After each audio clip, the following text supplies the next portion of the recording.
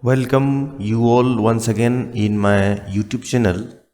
Today we are going to state and its proof of this theorem, third isomorphism theorem. This is the third theorem on isomorphism theorems. So let us state it first.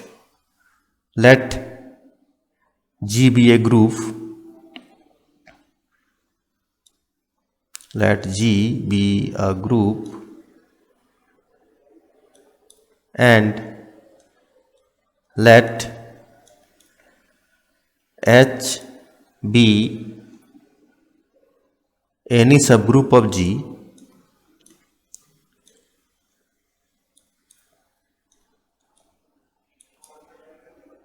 if N is a normal subgroup of G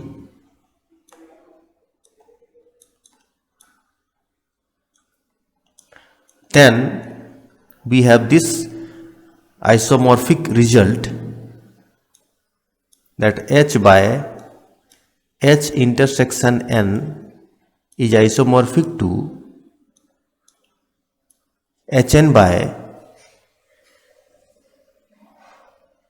N. इस theorem के proof में in the proof of this theorem we use two basic results of subgroups and those are like this. If there are two subgroups, suppose H and N, and one of them is normal subgroup of G, then their intersection H intersection N is normal in H as well as N. So in particular it is normal in H. Another result is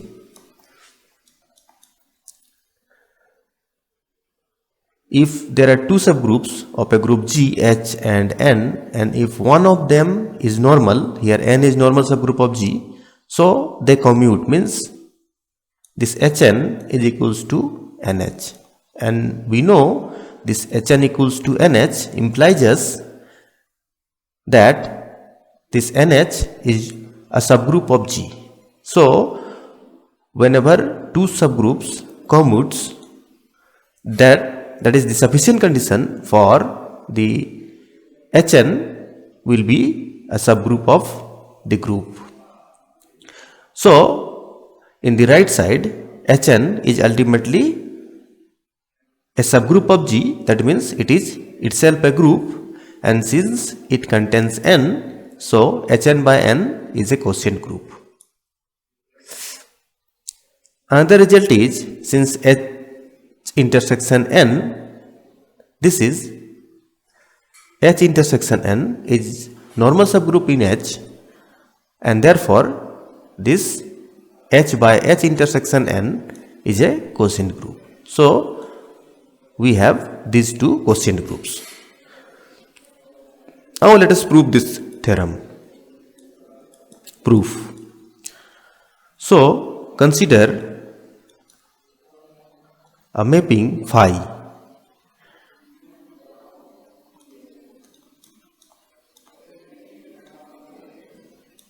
from H to Hn by N defined by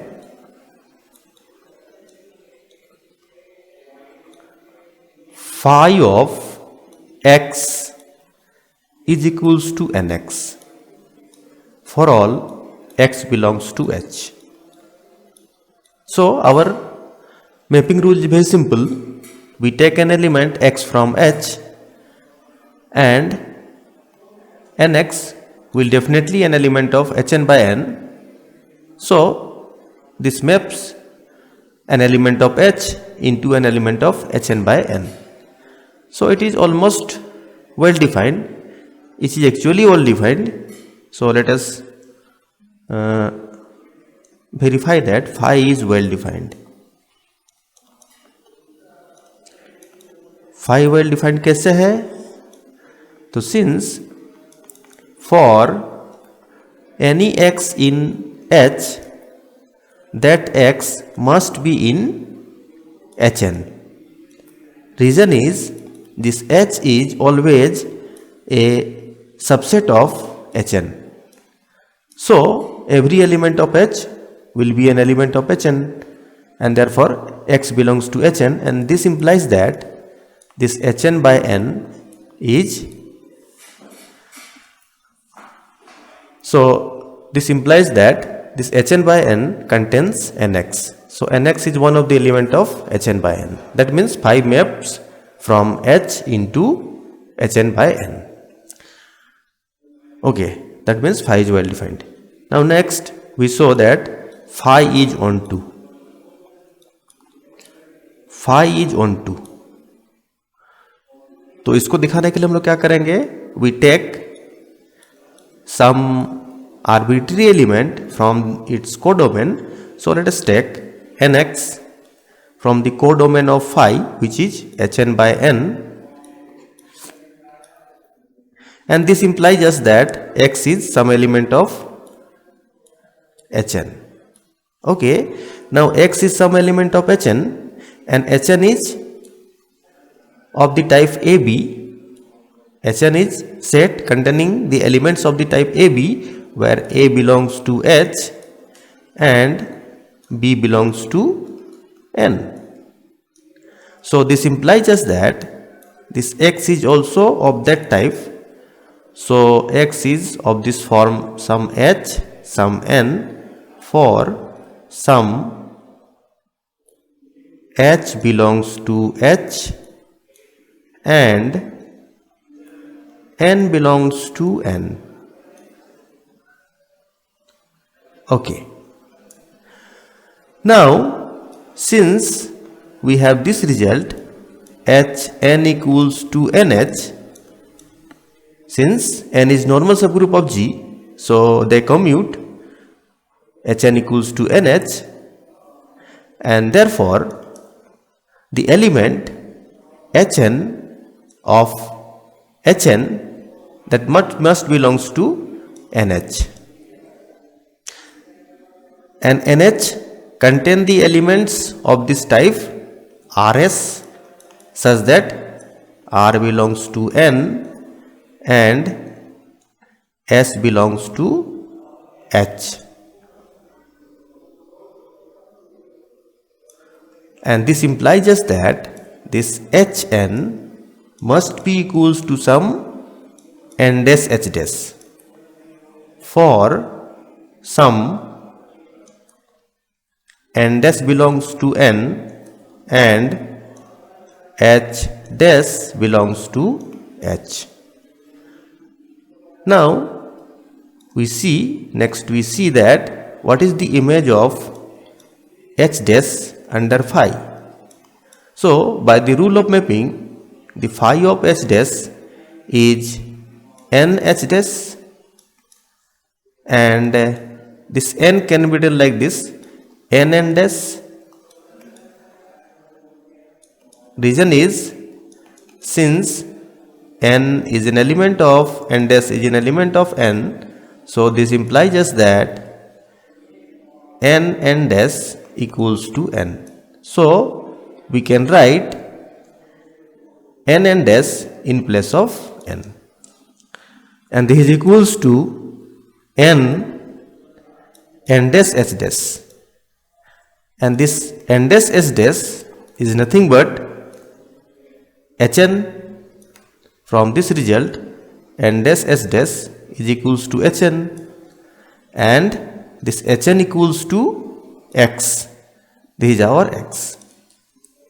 So what we have seen, that we have taken an element nx here, and we have found h dash here, h dash in H, this is in Hn by n, and such that the image of h dash under phi is nx. Means we got a pre-image of this arbitrary element nx. that is H dash in H. And this result shows us that phi is ultimately an onto function. So phi is an onto function. Okay. Next we show phi is homomorphism. Phi is homomorphism.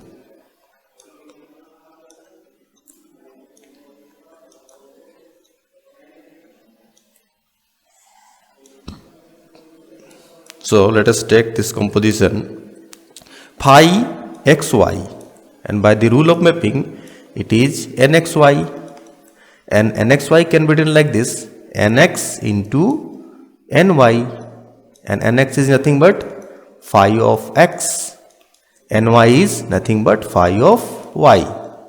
So right side we have phi of x into phi of y, and this implies just that phi of xy is always phi of x into phi of y for all x and y belongs to H, and this implies us that phi is ultimately homomorphism. So phi is onto, phi is homomorphism, it is well defined. Next we are going to calculate the kernel of phi. What will be the kernel of phi? So kernel of phi is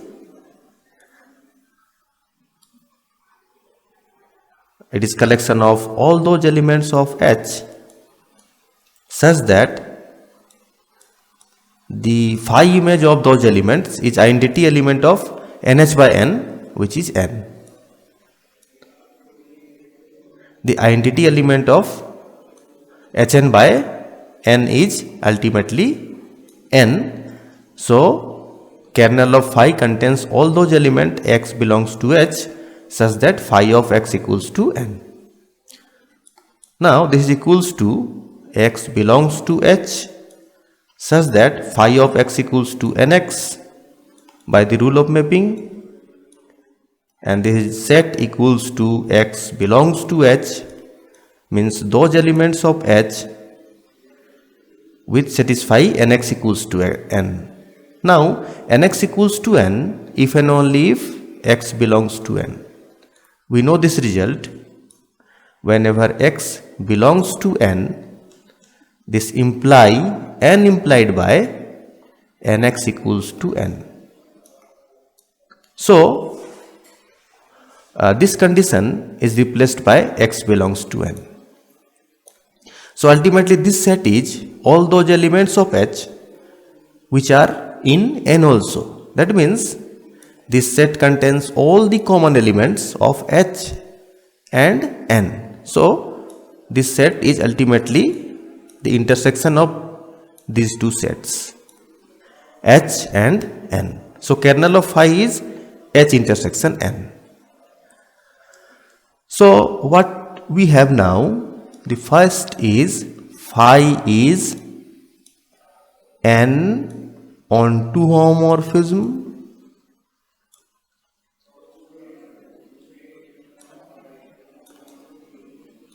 and second is the kernel of phi is H intersection n. So phi is, which is mapping from H to Hn by n, this is onto homomorphism.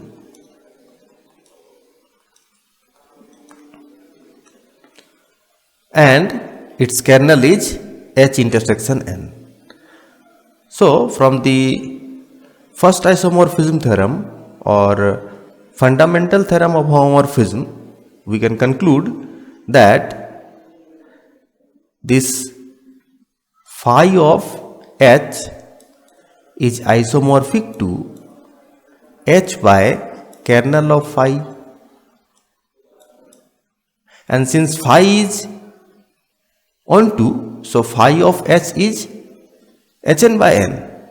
Due to phi is onto mapping, its range will become equal to its codomain, so phi of H will be Hn by n. So we can write here Hn by n, and its kernel of phi is H intersection n. So this completes the proof of this isomorphism theorem.